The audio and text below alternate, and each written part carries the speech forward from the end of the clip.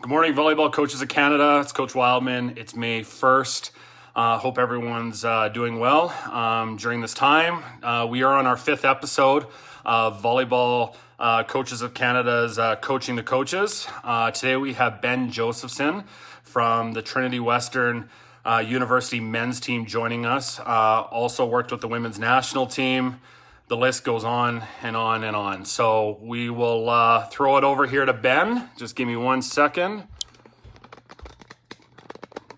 Morning, Ben. Good morning. How are you? Fantastic. It's a beautiful day out here in Langley. Right on. Well, thanks for joining us today.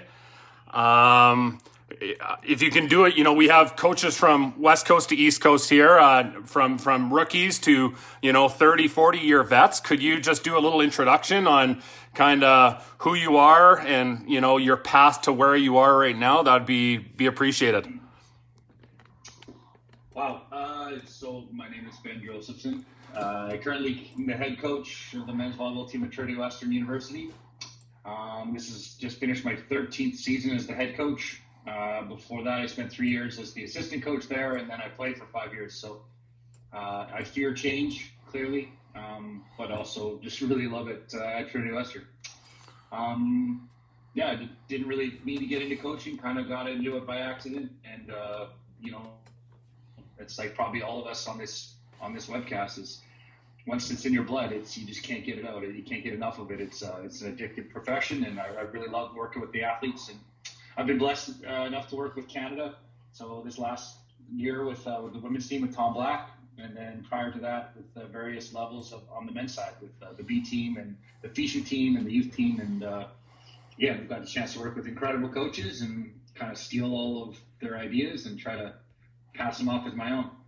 So I know some of these questions might come repetitive. I'm just letting everyone know who is checked in already watching this. We're going to try to steer away from the COVID-19 questions and how your team's, doing and how do they, reflect on the season after, Nationals was canceled and whatnot. So I encourage all coaches online to ask questions. You know the drill. You've done this before. We're here for an hour, hopefully, and go from there. So, Ben, I know you're an extremely creative coach. A lot of the YouTube videos that I've watched of Trinity Western men's team, you guys run very unique plays.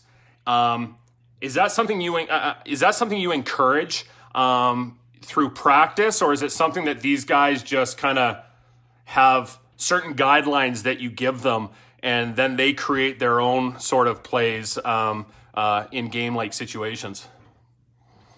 Honestly, I don't. My feeling is that no coach has ever innovated the game when it comes to kind of these plays. What I feel like is innovation comes from players, and it's usually when they're just jerking around. Some of these things like the pipe on two or even the jump serve. It's probably somebody saying, "Hey, watch how far back I can spike the ball." And they get when then somebody's like, "Hey, bud, do it from the baseline," and then he probably does. And some coach probably saw that and was like, "Hey, that's legal. Let's figure out a way to train that and put that in." And I think so. I think athletes innovate the game, and coaches we make systems and ways of making it repeatable and trainable. And so I think if there's not that opportunity for athletes to be creative and be innovative in practice, then I think we're really limiting what the game is. And I really believe that. And in our practices, we try to encourage athletes to find new and creative ways of scoring points. Now, it has to be based in some sound principles of, this is how we believe the game is best played. But within that framework, have as much freedom as you can, make stuff happen, win more points. And honestly, everybody studies what is, and nobody's prepared for what hasn't been. So that's kind of really what we wanted to look for in practice. Okay. Now, in practice, we talked to Rick Scott last week, and Coaching Association of Canada has come up with this new sort of platform for coaches and volunteers and whatnot regarding punishment. So, is that something that, there's old school coaching, there's new school coaching and all that, but how do you keep your team so disciplined? I'm sure if you came to our practice, you wouldn't think we're very disciplined. But, okay. Honestly, I think it's, you can attract people with fun and enjoyment more than fear and scared. Right. So for me, I've never been much of a punishment coach. I really, I think if everybody feels like they're working on getting better and they can see themselves getting better and they're having fun, then I don't think you really have a lot of the discipline issues. One of the things that always frustrates me is we only have so much time in the gym with the athletes. The last thing I want to do is waste a bunch of energy doing dive lines or pushing towels or something. I mean, I don't want to waste their energy doing that. I want to waste their energy doing jumps and spikes and blocks and digs. And I think there's a time and a place for it, but ideally, I think that's not the best way to correct behavior. Negative coaching really just tells athletes what not to do. It doesn't really tell them what to do. Fair enough. I think that's our job as coaches and leaders and teachers is we want to educate them on what to do, not what not to do. Great answer. So how would you explain your relationship with players? And that's a question straight from Melanie out here in Calgary.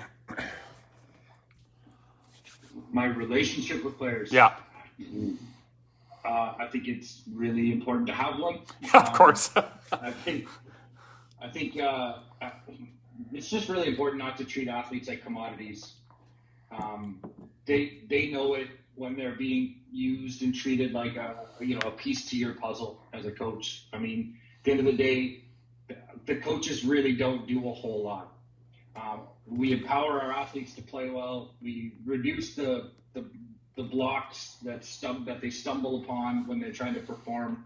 We provide a learning environment where they're safe and secure and they can grow.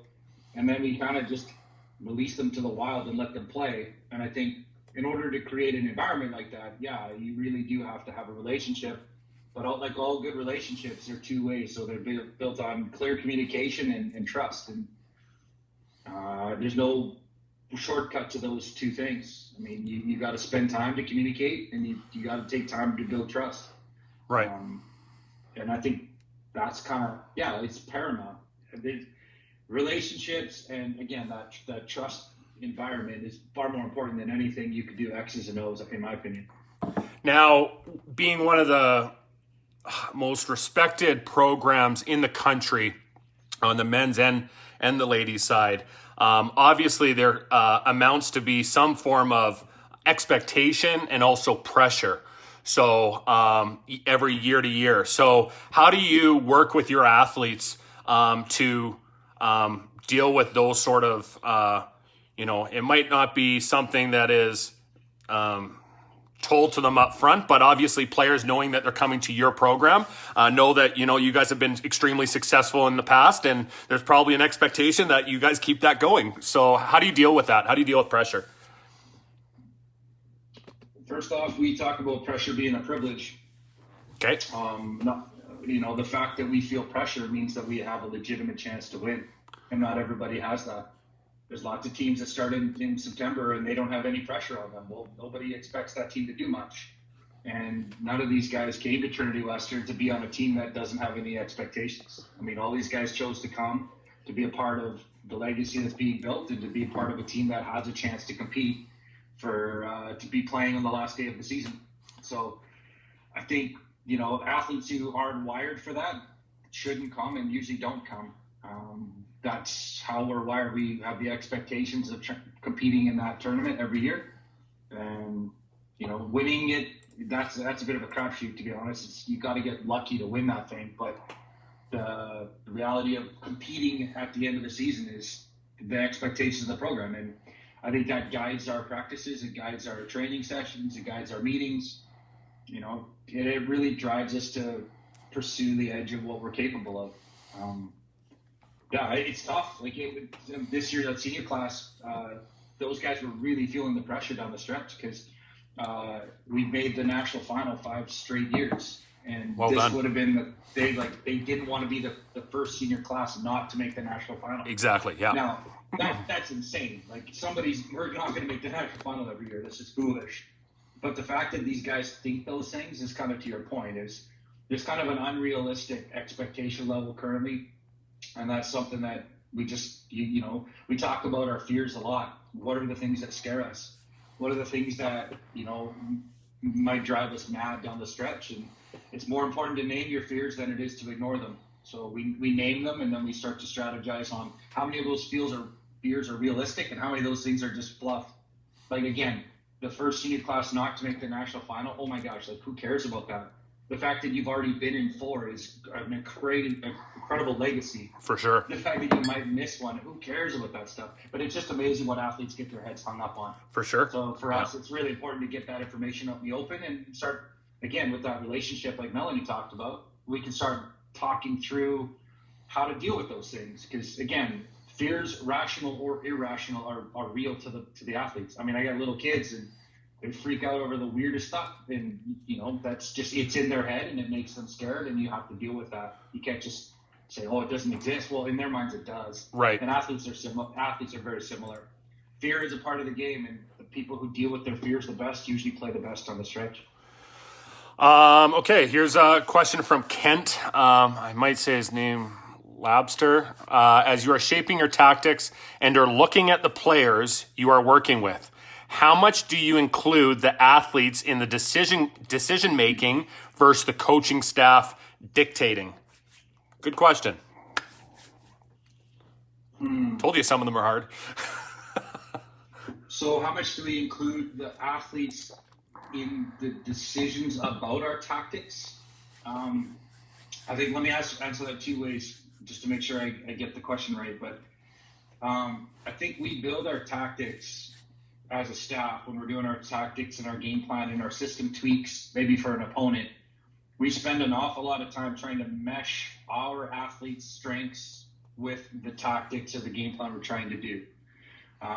So, for instance, if we don't have a great D-ball and the other team gives up the D-ball, we have to get really creative on how to create position 1 scoring or position 2 scoring. So we'll try to figure out how our personnel interact with their opponents, and we'll try to come up with some schemes and tactics that can take advantage of those relationships. So the second part of maybe what you're asking was, how much do we include the athletes in deciding what those are? Very much. When we go through our video breakdowns during the week for an opponent, we ask the athletes a lot about, because these guys have all played each other, either in youth sports or provincial team, or they've been teammates with national programs. So, usually whenever we're playing, let's say Winnipeg, we just talk to our Manitoba guys, like, hey, what do you know about these guys? What do you remember from them? And it's amazing some of the insights they get, and maybe like they can remember, oh yeah, that guy really hates passing on his left, and like, oh, interesting. And then that's something we as coaches can go study. And so we really try to collaborate. And also, again, there's that buy-in and trust we talked about earlier. If the athletes feel like they have a voice and a say, then they're more involved in the decisions. If you just come out and tell them what to do, then sometimes they're not quite as bought in, or maybe they disagree. And again, there's that relationship that we talked about earlier. Is I think that's huge. If everybody's kind of feels like we're all in this together, yeah, there's better buy-in, there's better exchange of information. And again, these volleyball players, they're experts at what they do.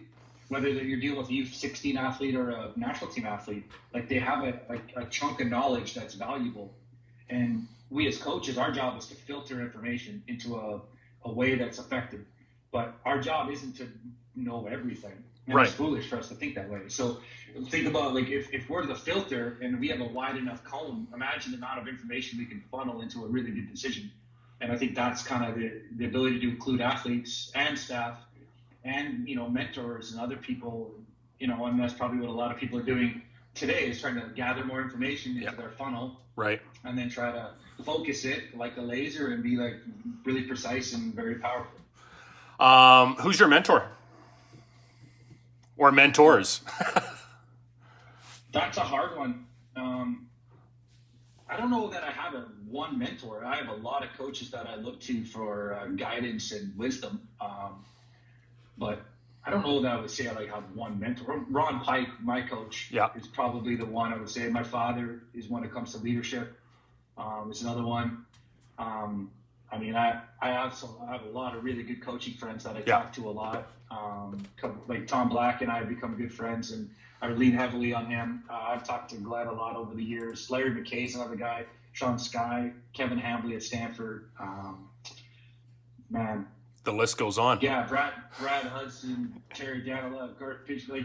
That's the coolest part of our nation is I really feel like our coaches all really want to collaborate and work together. That's something that I don't think happens as much south of the border. I think up here in Canada, we do a way better job of sharing information. And again, it's a smaller country, but I think, that's one of the ways that Canada can get better is if we're all working together to try to grow the national team by making each other better. Then I think, the rising tide floats all boats. And I've been very fortunate in my career to have a lot of these veteran coaches kind of be very, very kind and very generous with me with their time and their wisdom and their knowledge. Awesome. So a question from a coach from Coquitlam, our good friend Brian G. Runs Ducks volleyball. Jordan, Evan, and Brian do an amazing job with that club and all the other coaches that are involved. So they've been there for many years. Good morning, Coach. What was one of the most valuable lessons you learned about coaching this summer, working with the women's national team? How did it help you grow as a coach and a leader? Good question, Brian. Yeah, so, man, I could probably spend a month talking about all the things I learned this summer with Coach Black and those women. The kind of the biggest thing that I took into this season was how to run a staff. So I hadn't really had a huge staff. This year we added a couple more coaches, but watching kind of how learning how to be an assistant coach kind of opened up my eyes to what a good assistant coach is. I was a really poor assistant coach for most of the summer. I just didn't really know how to do that. I kind of applied my head coach mindset to the job, and that was very much wrong. And then, through conversations and learning, and I think I really learned kind of what a good assistant coach needs to be. And that's really helped me as a head coach with my assistant coaches. One, how to empower them, how to teach them, how to mentor them a little bit better. And I learned a lot of that by being an assistant coach with Tom this summer. So managing a staff, I think learning how to collaborate better was something that was a big deal. Like we had all these really great coaches around, and learning how to share information and collaborate and have an open mind. Something that I thought Tom really pushed us on is a lot of people ask questions and they have the answer in their mind. So they'll ask a question and they already know what they want to say. And they're just kind of like leading you to start the answer, so that opens the door for them to say what they want. And I think it's human nature for all of us to do that. And we're all guilty of it. And me especially. And I think, Tom would call us on that all the time. It's like, are you really curious, or do you just want to talk? Like, man, it was so eye-opening. Because again, we're wasting time if we're trying to push our own agendas. And that was a really neat lesson for all of us on the Canada staff, and it's something that my staff has worked hard on. Like, we don't have time for our agendas. We only have time for curious questions and legitimate answers that would make us better. And I thought that was a huge lesson for the group. Is how does it make us better, and why are we even talking about it if it doesn't? And that was big. As far as another big thing I learned was just the importance of cues and feedback consistency. So, the brain has limited ability to process information. External keys are better than internal keys. But then what I loved about what I saw from Tom especially was the consistency of which he applied his feedback. So he wanted us to give feedback incredibly often. So after every rep at times, we were just like giving a piece of feedback to somebody. But the way the feedback was constructed was like we only really were allowed to use a few different phrases, and there was the cues. So the frequency of feedback was really, really high, but the variation of feedback was very, very low. So, if they missed the reach step, then it was, hey, let's have a better first step. That first step extends the second step. First step extends the second step. And then it was just like, so I think athletes could really grab onto when they did it right or when they did it wrong, because there was no ambiguity on what the feedback was. Okay. But I did think the feedback was very eye-opening with how often we did get feedback. So, man, I could keep going on. It was incredible. Great answer. Glenn Wheatley, our good friend Glenn Wheatley. So, hey, Ben, I know this makes me feel old, but I remember coaching against you during your playing days at TWU in the BCCAA days under Ron Pike. It was obvious too many that you were going to be a coach. Can you discuss Ron's role in your development and when you knew coaching was going to be the next step and in your blood? Well, first, let me apologize because I was quite the twit back when I was playing, especially in those days, Glenn. But I think Ron was an incredible leader, and one of the things he saw in me was, again, a very analytical, curious mind. And I remember my third year when we would get our video, like I just couldn't get enough video. And back then, YouTube really didn't have the stuff online, so it was very hard to access lots of volleyball video. So whenever we would come in from the opponents, I would go by Ron's office and he would give it to me for the night. And I would just go and devour the tape and study and build my own little game plans. And then I would meet with Ron and present what I thought we should do. And basically, I didn't know it then, but Ron was preparing me on kind of how to start at breaking down opponents and analyzing opponents and learning kind of how to steal what they do well and exploit what they don't do well. And that kind of process over kind of basically my third, fourth, and fifth years was again hugely foundational to how easy or how the transition into coaching was. And I didn't really know I wanted to coach until basically after I graduated. I spent that year assistant coaching. Really just my wife had 1 year left of school, so we were just going to wait for her to finish. I was hoping to play a little bit more, but once I started coaching, it got in my blood, and Ron started talking about wanting to move on and asked if I'd be interested in staying on. And I wasn't a good enough player to have a long playing career. And the idea of coaching for a career was pretty exciting. So that's kind of how that happened. But honestly, I think Ron's skills as developing leaders is, again, one of the things that I've learned the most from. And again, he identified a strength in me and he found ways to foster that. Right. To give me opportunities to grow, and then gave me mentorship on what I needed to do to get better at it, and then pointed me in the right direction. And really, there's that empowering, trusting, caring environment. I had a coach who cared about me, knew what made me tick, and gave me an opportunity to pursue a passion that he kind of stoked the fire for. So now that you're in his position, and this is my question: how do you develop your assistant coaches and or possible future coaches? I know you're the technical director with Ducks Volleyball Club. Your feedback, is it straight to the point? Are you asking those kind of questions where they're trying to figure out the answer themselves? Is it sometimes harsh? Maybe if some people are kind of fragile these days, so people don't like taking necessarily constructive criticism. So how do you approach that as a coach, being a mentor to others now?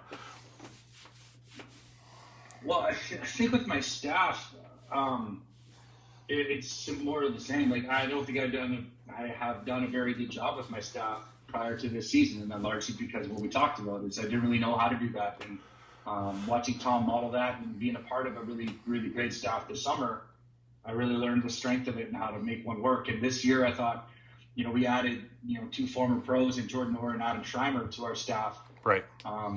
So we also now have this incredible group of people to collaborate with. And again, how do you empower them? How do you make them feel valuable and make their opinions and ideas worthwhile? All the time kind of mentoring them and giving them instruction on how to become a better coach. And I really kind of think the head coach, part of your job is to give direction to the athletes. But again, if I can really make these 4 coaches really, really special, we can affect the team in a greater way than if I just coach the athletes myself. So I think that mentorship of your assistant coaches becomes more and more important as you get better people around you.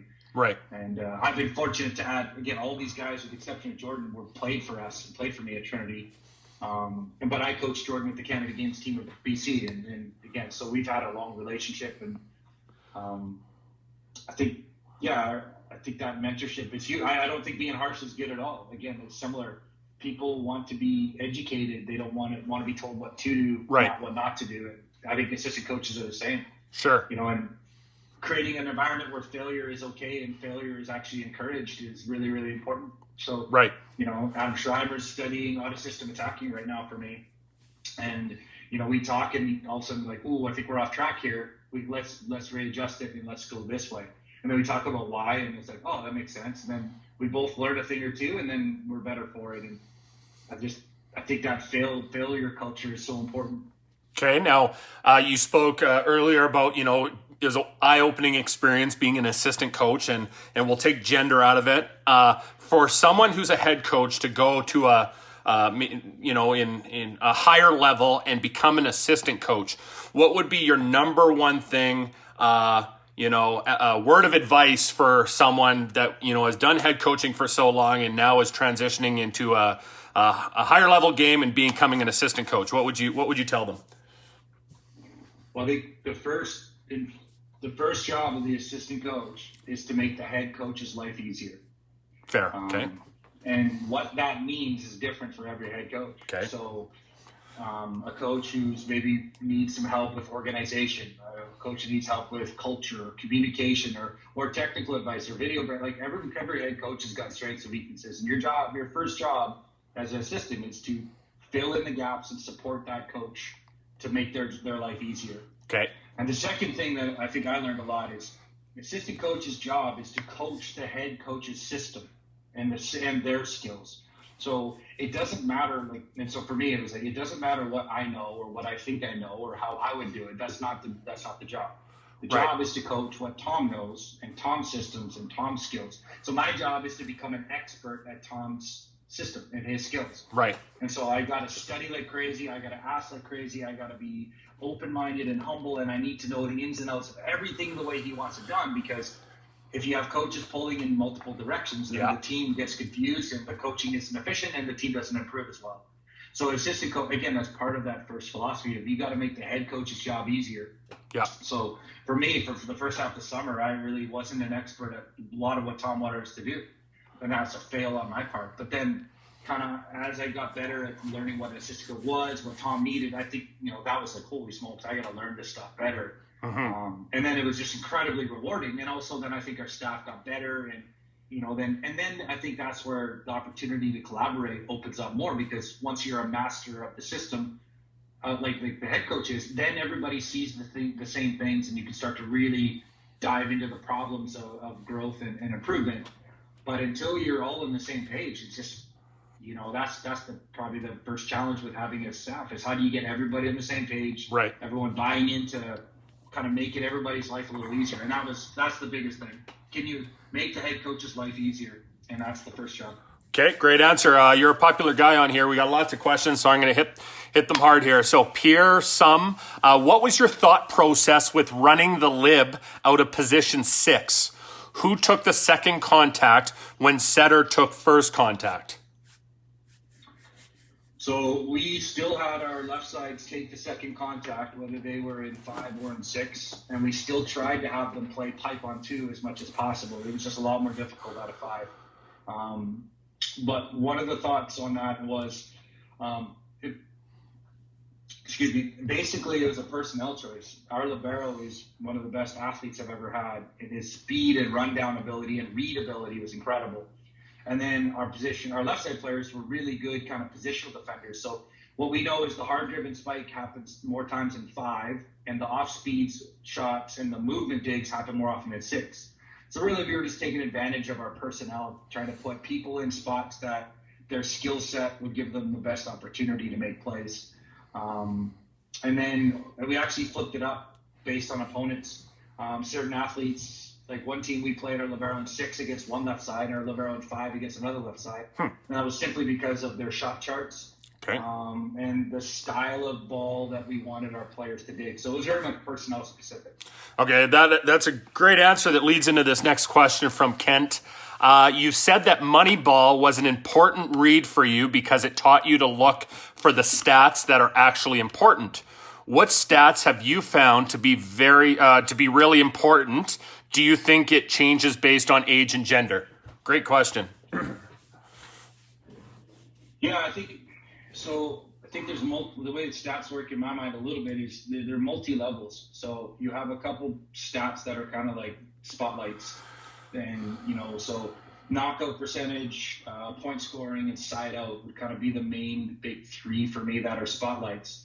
How's our side out doing? How's our point scoring doing? How's our serving knockout percentage? And those 3, you kind of benchmarks. And if one of those is really good, then great. And if one of those is bad, then you kind of dig into it. So inside of point scoring, then you can start to figure out, all right, was it the serving? Like what's our knockout? What's our expected? What's our in percentage?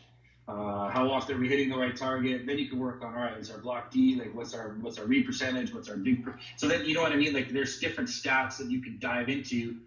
And then you have to always marriage video with stats. And that's what Moneyball tells us too, is if we don't have the right analytics, then we can't really trust the numbers. And two, we use analytics to kind of justify our eye, but we also need to use our eye to make sure that we see why those numbers are the way they are. So I think those two go back and forth for me, but I think having kind of, again, side out, point scoring, and knockout are the big three that I want to know right away.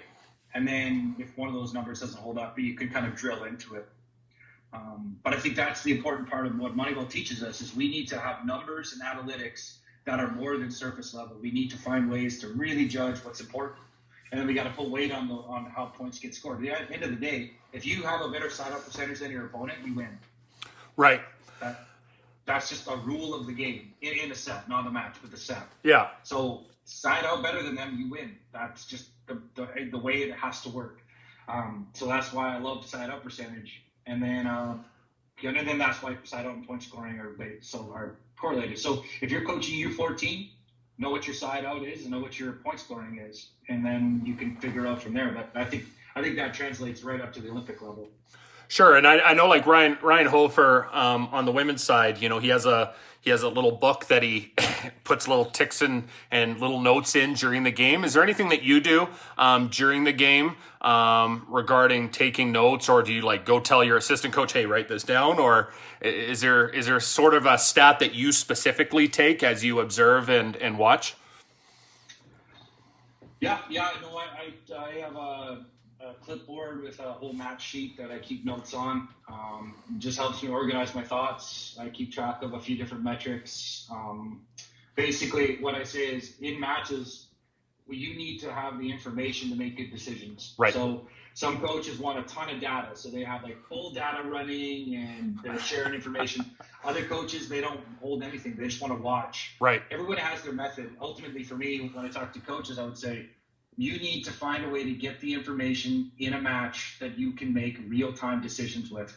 And for me, I write down my thoughts. I circle them and have like a legend of symbols that kind of, so when a timeout, I can look at my notes and realize I want to say this and this. This I'll tell to my assistant coach. This I'll tell to that player. And those things, they can wait till next week.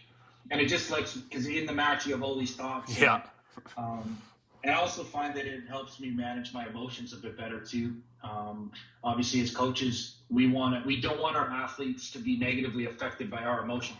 So if we show emotion, it should be intentional. So what this note-taking strategy does for me is it helps me manage my mind and my emotions. So when I choose to be angry, then that's intentional. And so because I want a response from my athletes, or if I'm choosing to laugh or smile, it's because I want the athletes to see that part of my emotions. So then they're not taking their cues from me. I'm adding to what they're doing out there. Okay, great answer. This question's from Hayden Nickel. Okay, this is a thought-provoking question, so I'll throw it out here. Many people voice displeasure with the qualification process for youth sports nationals this year. 2 schools from Quebec, 3 schools from OUA. What would be an ideal format that you feel would get the best teams competing for a national title? Well, the best way would be to run a 32-team tournament. Yeah. Just have everybody in the country involved. Because then you would know. I don't think there's any really easy way to answer that. No. I think that what we don't want is we don't want equality and fairness in high-performance sport. We want the best teams to be at the tournament. Right. Regardless of where they're from. And right now, the model we have is we have equality based on region, and that should never be the case. And nowhere, and this is something that like the Americans get it, in the 64-team tournament, well, there's way more teams from the better conferences than the worst conferences. And at the end of the tournament, only the best teams are surviving. And that's what we want in a national event. And that's what the conference play is supposed to do. It's supposed to weed out who's good and who's not. The problem is without proper interconference, you can't really determine strength of schedule. And the 5th best Ontario team and the 5th best Canada West team haven't played. So who really knows who's better? But what we can do is we can look at the last number of years. And I think that's what has to be looked at. The last 10 years, Canada West has been the strongest conference, so there should be more representation from that conference. And as it changes, then it should be shifting. Right. And I also don't think it, you do need representation from all over the country. It is a national tournament. For sure. Yeah. Again, I don't begrudge those U Sports guys trying to sort this out. But at the end of the day, we don't want equality. We want the best volleyball teams. And this last tournament, I don't think had that. I think it had too many teams that were given free rides instead of earning it. And that's something we need to address. Okay, and a two-part question here is we had Tom Black on about a month ago, and we asked him, how would you change nationals? And he said, lose, you're done. Game over, that's it. Don't play for 5th, 7th, 9th, or whatever, 8th, and stuff like that. I know that talking to you before, when we did an interview, you spoke of doing like a best of 7, I think 15-point games or something around those lines. So what has your thoughts changed? I know that was a couple years back, but how would you make the tournament itself better over and above just having a 16-team tournament or a 32-team tournament? Again, the more we can get interconference play, so imagine we had a 16-team tournament. Well, then we'd answer all these questions. Yeah, and that's just not in the cards. Right. So, but I'm with Tom. Why are we playing for 5th place? Just to make somebody feel good about themselves. That's not what high performance sports about. And I know that 5th place is a big deal, to win. But we want our kids to be tough. And we talked about this with the national team a lot. There has to be an element. If you don't win, it's over. And that kind of pressure really creates really tough athletes. And we need really tough athletes to succeed at the international level. And playing for 5th place and playing consolations, and the CCAA plays a backdoor bronze. That stuff, again, I get why there's a lot of money and we want lots of development, but there is a high performance element to this. And I love the idea of you win, you move on, you lose, you go home. And that's where, that's big boy volleyball we talk about. Yeah. You have one game to prove it. If you want to be a big boy, you have to play well today. And there's no tomorrow, like that cliche. And I just feel like if we play these backsides, it's a chance to take consolation. Yeah, but that's what it's called. It's a consolation. And that's not what high performance is about. They don't do that in the Olympics. If you lose, you're out. They don't do that in the World League. They don't do that at any high performance level. They don't play out for 5th place. Right. NCAA tournament, we're one of the few nations in the world that plays out the backside of a draw. And I don't think that's productive at the U Sports level. I get it at the club level. I get it when we're really developing players. But this is high performance sport. The next step past U Sports is the Olympic team. So what are we doing playing for 5th place with guys who are playing the Olympics in 2 years? And sure. I just don't think that's treating their brains the right way. So, let's talk about the club level. I totally get it. The amount of play at 13, 14, 15, even 16. But is this something that we need to start molding athletes to be, not as fragile, if you will, right? Where you're not playing out those back end draws at maybe 17, 18 in the, Div 1 or the top tier of that provincial association. Because I know there's provincial associations that used to give out white medals for 9th place. And I just could not understand why they were doing that. Like, it's a charity medal. So is there something that we can change on a club level so that makes, these kids more prepared once they get to your level? Yeah, maybe.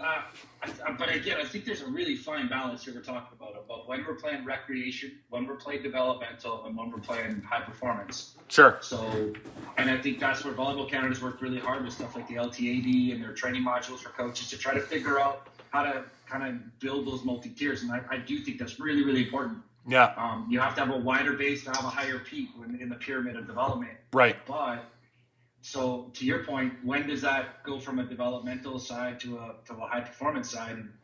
And maybe it's the provincial teams. The provincial teams are about performance, and sure. The club teams are about development. Mm-hmm. But then the club teams, a lot of those clubs are extremely high performance minded. With the amount of sports science support that these clubs have now, and yeah, I think that's a really complicated question, and I don't really have a very good or educated answer.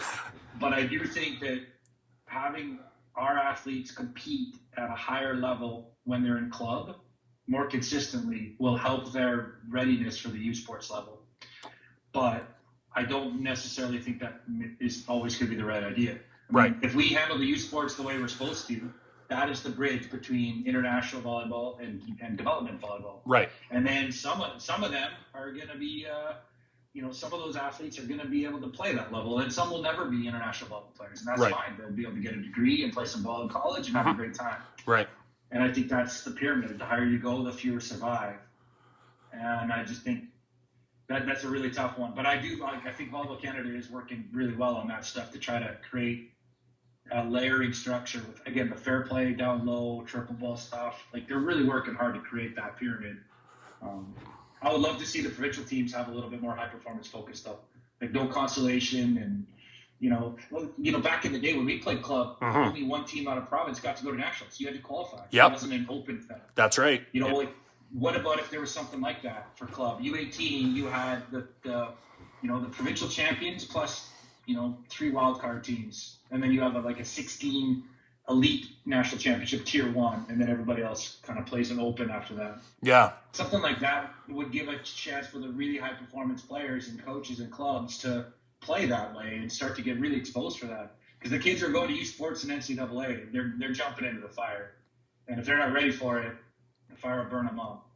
Absolutely, yeah. And I know that has been on a discussion on one of the Volleyball Canada's committees that I'm actually on, is trying to find a way of making sure that we have the absolute top club teams playing against each other, where it's not like, hey, you missed the registration, too bad you're not in. So it's not an easy process for all the people that are listening in. I'm sure I'm going to get a million messages on that one, but it's a process. So, but it is in the works to try to come up with a better way of competing, having all the teams compete at the highest level. So.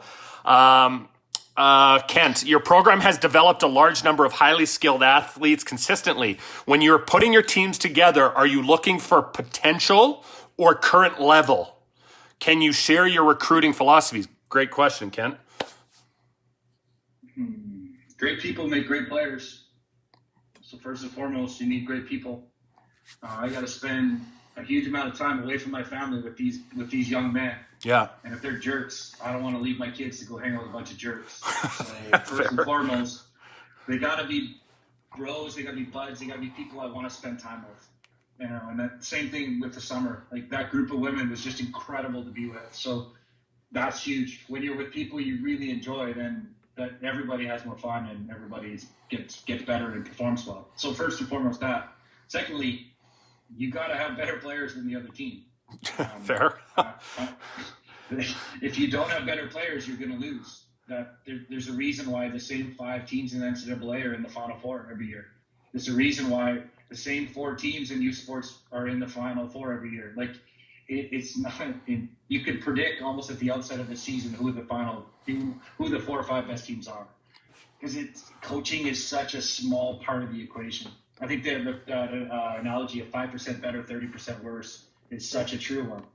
Coaches can really screw up a good team, but really, once the athletes are assembled, coaches, I don't think, have a huge impact on how much better they get. You could really derail a team, but so again, if you have the right players, right players is the way, not the best ones, but the right ones. So you have to have comparable talent. You have to have personalities that mesh, and you have to have a system that lets them max out their talent. And for me, when recruiting, 1, they got to be good dudes, and 2, they got to fit the style of play that we want to play. Right. And then they also, more importantly, they got to be able to get along with me. Because if we don't get along, then it's going to be a hard 5 years. And I'm not hopefully going anywhere. So as long as we get along, we can work together to get better and collaborate like we talked about. So I think, it's a bit of both. I want players who can play right now, but I also want to evaluate what I think I can help the athlete get better at. So there's certain things that I've learned I can coach well, and certain things I've learned I can't. So the things I can't coach well, if that athlete doesn't have those skills already, then I just can't recruit them, because I'm not going to develop that well. But certain other things, like, I really think I can develop, a player to, let's say, be really good at defending position 6. Right. Well, then good. Then they don't have to be good at defending 6. I can teach them that. So I think there's kind of like a checklist of these are the important things. So for me, it's the work ethic and success are the two intangible qualities that are really important. I mean, if a kid doesn't know how to work hard, they can't learn well.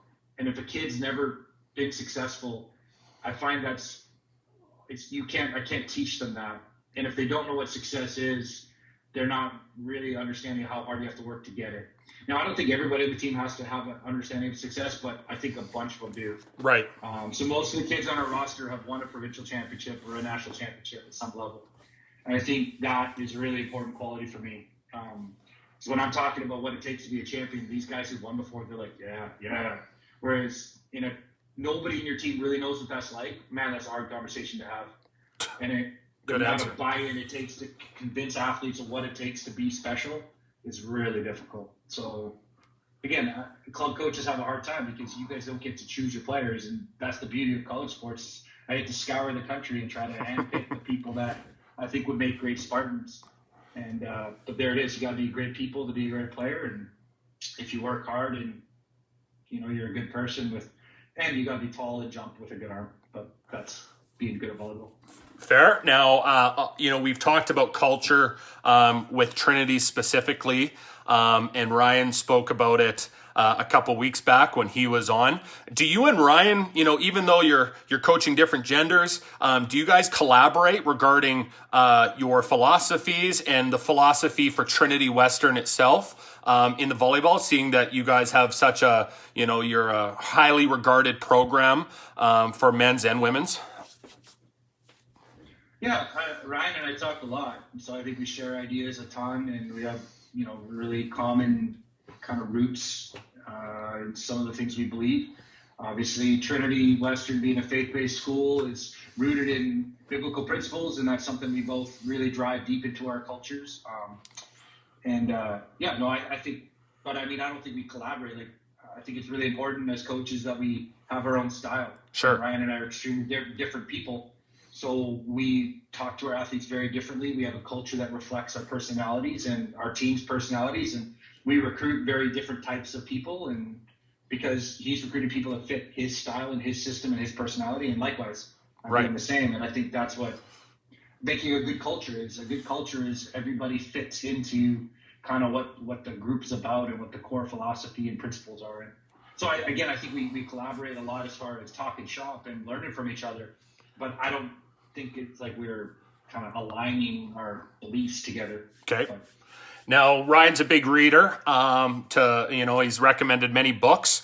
Is that something that you do in your spare time? And if so, is there books that you would recommend to coaches to, during this COVID-19 situation to take a look at? Yeah, I don't read as much as I'd like to, but well, again, we talked about Moneyball being just a huge book. Inner Game of Tennis is another one that I'm starting to reread that I just love, as far as kind of just dealing with how your brain works. Mindset's obviously a great one that way. I think the biggest ones I always come to, it's kind of Moneyball, is the one that if you haven't read it, I would say that. And then Legacy is the other one that's really been kind of formative for me the last couple of seasons. The book of the All Blacks. Yeah, got it here. Yeah, Culture Code was really interesting. I think a book I'm really excited to read is Range. I have that on my shelf right now that I want to get into, and that's kind of talking about kind of specific training, like more generalized training, and how important that is for athletes and people, and I'm excited to read that. Okay, Glenn Wheatley, you were pretty fiery as a player, but now you have a reputation as being on the calm side as a coach. Where and why did that change? It's important to you that your reputation with referees is a positive one, and do you train your players to have the same mindset as you do when dealing with referees? Yeah, like I said, I apologize to referees around the country for the way I was as a player. Fair enough. And opponents, actually. But I just think we spend so much time talking about controllables and one of, and what we can control in volleyball, like passing and spiking and setting. And, if we can't control our brains and our emotions as players, then we don't have a prayer of controlling the ball. And that's something that has to, I believe, as a coach. And so if it's something I believe, I have to model as well. And also, like, 5% better, 30% worse. If I'm an emotional coach, the athletes are already feeling pressure and stress and anxiety and excitement. They're already all over the map emotionally. And if I'm throwing gas on that fire, I'm not helping them play better. So really, my job emotionally as a coach is to give the team what they need at the time they need it. So I can't be erratic emotionally for my team. It's important for me to be analytical, thoughtful, mindful, and give them information and emotion as they need it. And really, the other one too is referees aren't trying to screw you. Contrary to belief, no referee is out there trying to screw over a team. They're trying to call the game the way they see it, and it's really hard to call a game. For sure. And so players are going to be emotional, refs and coaches. Everyone's got an emotional component to the way we are as humans. But nobody's out there following an agenda. It's just refs are calling it the way they see it. Coaches need to use their emotions to help their teams play better, and athletes need to manage their emotions in a way that they can perform their skills. And again, if you can't control your mouth and can't control your emotions, then how will you ever control a ball? And I think that's what I want to do as a coach, is I want to make sure that everything I do, thought, word, and deed, is something that makes my volleyball players perform better. And likewise, we ask them the same thing. Everything you say, everything you do, and everything you think needs to be for the team to be a little bit better. And thinking about a ref's call and reacting to a ref is not going to help us be better. But we all do it because we're emotional and things are intense, and we all lose our cool sometimes. But that's the goal, is if we can just be robots and be awesome execution and great teammates and have fun doing it, then that's the goal. Okay. Jeff Anderson from Red Deer. Awesome guy with the Queens program. In practices, what percentage do you focus on in-system and out-of-system team play? So what I would say is, how often are you in system and out of system in your team? And I think your training should reflect that. My team is not a very good passing team typically. We usually pass very medium. So we spend a lot of time working on medium spiking and medium system, because that's what we are. We're a medium passing volleyball team, so we got to be great medium pass. I think, understanding your context of your team. So if you get, 7 free balls a set, well, then you should definitely work on your free ball offense. But if you get 1 free ball a set, then you should barely ever see a free ball in practice. The reality is every rally starts with a serve. The rule of the game is the serve starts the rally. So, we try to have as many serves starting our rallies as possible. The other part is probably half the game, half of your spike opportunities happen in medium or out-of-system situations. Of those, probably 50, 60% of those out-of-system spikes are in transition. So, again, understanding the way the game is played and the percentages of swings that are in-system, out-of-system, in-system transition, out-of-system, free balls, how many balls go to a middle, how many balls go to the left side. And I think understanding the breakdown of your sport and then applying those similar percentages to your practice. And then from there, you can fluctuate. Like, man, our left side spiking is really bad in system. So great. We'll then build a little bit more on that to kind of upgrade that a little bit. As your metrics start to balance out, you can kind of keep an eye on making sure that everything is getting the appropriate attention. But again, saying that we spend a lot of time in medium pass. We spend a lot of time in high ball situations, because that's just the nature of the way the game is played at our level, in my team at least. Everybody's pretty much the same in system. Right? Everyone's pretty much the same out of system. The teams that are really good in between system are the ones that usually win. And that's something that I believe in, and that's played out for us for sure. That's great advice. Thinking of your season plan, this question is from Jeremy. How much time is dedicated to individual development versus team development?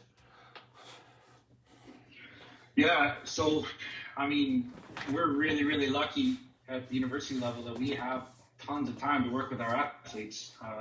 We have individual training blocks every morning where we have small groups come in, kind of groups of 3 or 4 or 5, and we get to work on technical things in a really kind of controlled, almost blocked environment. We really get to work on eye work and movement skills and fundamental techniques. So I like the idea of doing that so that at practice we don't have to do any of that. In practice, because again, we believe that the game teaches the game. So the more we can get into game-like scenarios, game-like speed, and then really work on our individual skills inside of those activities where the best transfer happens. So, but again, we also know that there's a cognitive phase to every skill. So in our individual sessions, we really try to understand what we're trying to accomplish with our movements, with our feet, our hands, our eyes, and then kind of build the building blocks to that. So then in the evening, when we go into our team sessions, we can go more random-based, game-based training. And then the coach's job is to work on kind of one element of the skill.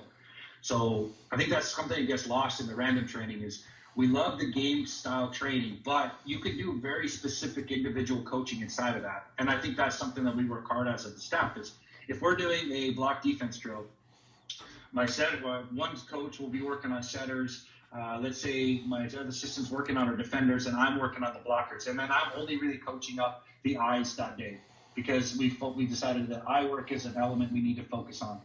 If we're coaching up the eyes, the hands, the feet, and all these different things, sometimes the athletes get confused. So I think it's really important that, again, let's be really good at one thing today to make sure that we have great growth in that phase. And then tomorrow we can worry about the feet if that's still a problem.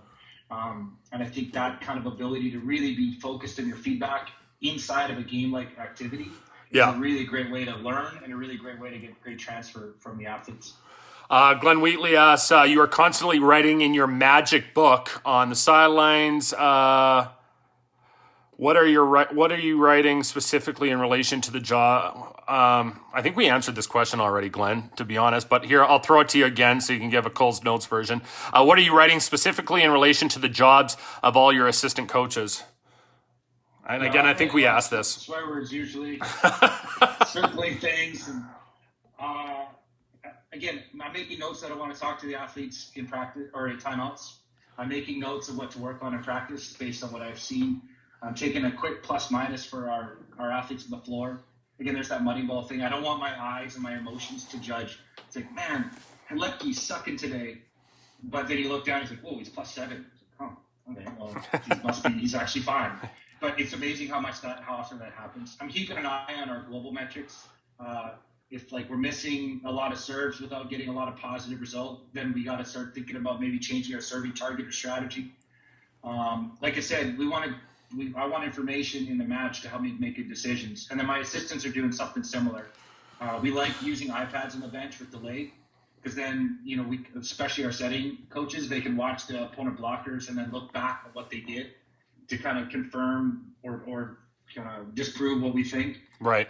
We like to know what the opponents are passing, especially. We like to know, man, that pass was heating up. Maybe let's get off that guy in this rotation for a bit because we're always trying to look, again, for the chink in the armor on reception. Right. But, I think everything we're doing globally is trying to figure out how to make better decisions in matches, and that's what I'm doing on my sheet. All right, we just got a couple more questions here, so if you can hang tight, we'll power through these if that's okay with you.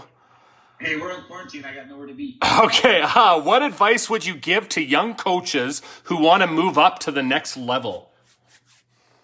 Yeah, coach as many teams and as many different types of athletes as possible. Great answer. There is no substitute for experience. So when I first got the job, I was 27 years old, and I had to compete against Garth Pischke and Terry Daniluk. And it's like, holy smokes. I mean, Mario Lemieux and Wayne Gretzky of volleyball in this country, I have to coach against, and I know nothing about nothing. So the only way to bridge that gap is they have 20 years experience, 30 years experience on me. So how do you make up that knowledge gap? Well, you got to coach 3 teams for their every one. And over the course of 10 years, if you coach a club team, a provincial team, a national team, and then your college team, maybe you can start bridging that knowledge gap. You'll never actually catch up, but maybe you can get into a range that you aren't costing your team point after point against these really veteran experienced coaches. So I think, one, you got to be really current on what the science says. Be really current on what learning science has to offer as far as kind of some of these we talked about. We want great transfer, we want great motor learning principles, but we also need incredible amounts of experience of different types of athletes, different levels, and different genders. The game is the game at all levels. but there's so many subtleties when you're dealing with, again, a gender, an age group, or a personality. And the more diverse your knowledge of how to deal with situations and athletes and situations, the better coach you're going to be. So again, come up with a group of principles, come up and root those in sound science, and then just start building your database of experience. And then there's no substitute for that. Okay, and this kind of transfers into the next question from Melanie. How do you balance family life and coaching? Well, it's not a balance. They both are extremely important, and I don't think balance is the right word. I think prioritizing both is the thing. And again, it's semantics a little bit is what I'm talking about. But during the season, my family understands that there's I just can't be around sometimes because I'm with the big guys. But then out of season, it's really important that I try to prioritize my family as well, because again, these are the two biggest priorities in my life. So I can't balance them equally, but I can show both of them how important they are at all times. I think Ryan Hofer actually gave me a piece of advice: is your kids don't judge you for being away; they judge you for what you were like when you're home. And I think that's just an amazing piece of advice for those of us who have to coach. We're gone, we're at practice, we're on the road. It's a hard job for a family, for sure. But when you're home, if you can come home and be energized and be present and be a great father and a great husband, then you are showing how much of a priority your family is, even though you're not around a lot. And then right now it's the off season, and making my family a priority and really investing in them, showing them how important they are, is how to kind of find that work-life, coaching, family balance maybe, but making sure both feel that they're priorities and both are getting the care and the attention they deserve and need. Great answer. Pierre, what I know the answer because I've asked you this before, but we'll throw it out there. What's more important, offense or defense? Yes.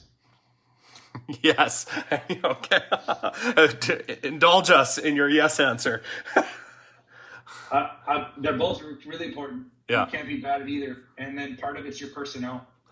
It's really easy to become a good block defense team, and it's really difficult to become a good offensive team. But if you truly want to be an elite block defense team, you need to train against a really great offense. So it's a chicken and an egg. As one gets better, the other one will get better as well. I feel like, again, block D is a reactionary skill. So I would train offense first because that is where you really control.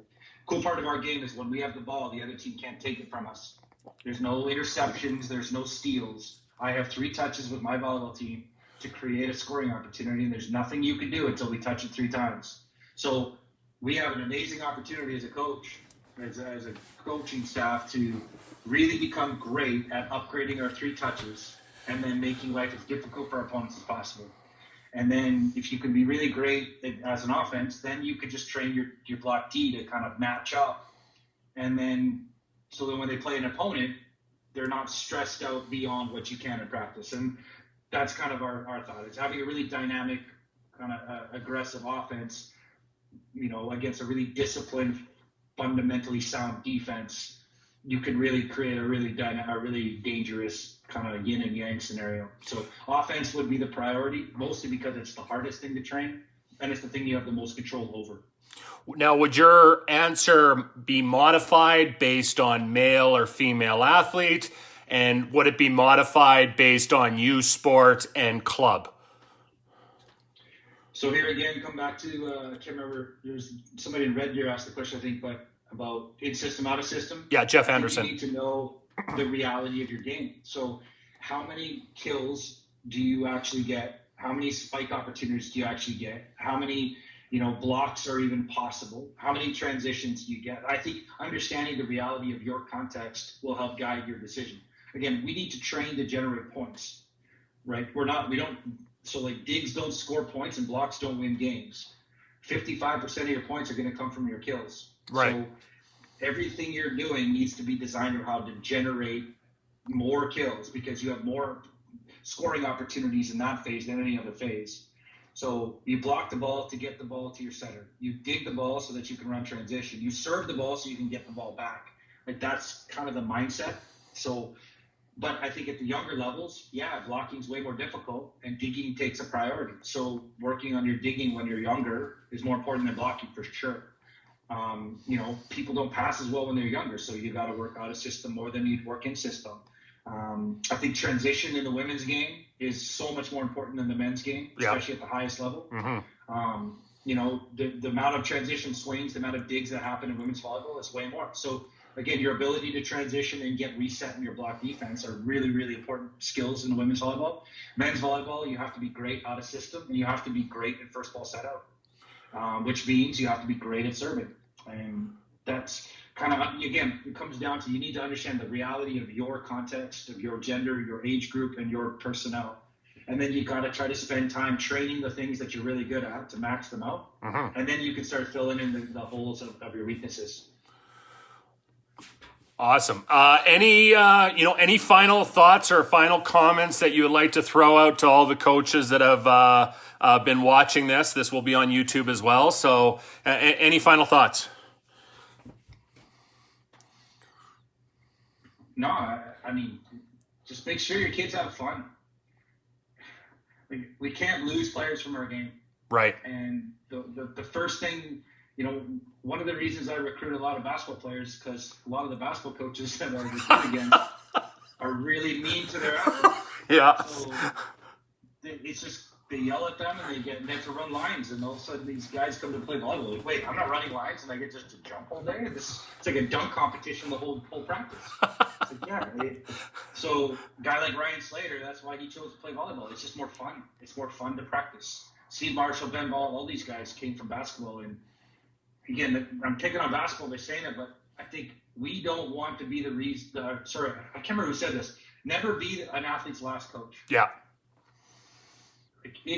We're responsible to make sure we create a fun environment. One, we owe it to the athletes, but more importantly, the athletes will learn and play better if they have fun in practice. So how do we create a fun environment that promotes learning and creativity, and then those kids want to get better, they fall in love with the game, and then they do the extra bits that push them to the youth sports, to the national, to the Olympic level, et cetera, et cetera. And I think that's such a huge lesson for all of us as coaches, as we get so wrapped up in performance, we forget that it's sport. It has to be fun. People learn best when they have smiles on their faces, and people are great teammates when they're having fun, and everyone plays better when they're with their friends. So I think those are really important principles.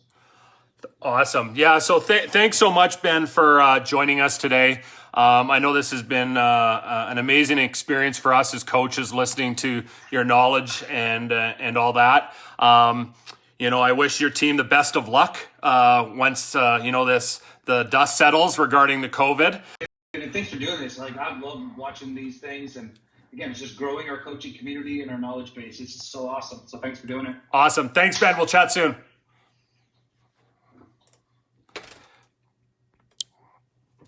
All right, coaches, that was Ben Josephson from Trinity Western University. We will post this on our YouTube page. Also, we'll post it on Facebook. Next week, we have Lori Eisler, our first women's coach, who has over 800 wins from University of Alberta, joining us on Tuesday at 1 p.m. Mountain Time. So feel free to join us for that. We have two next week. So we have one on Tuesday at 1 p.m. and then we have one on Friday at 11 a.m. If you want to get Volleyball Coaches of Canada clothing, today's your last day to get that stuff. The link is on the Facebook page. All the money, all the profits will be going to the Mustard Seed Calgary to help them through this COVID-19. Anyways, thanks for joining in, and everyone stay safe. Chat soon.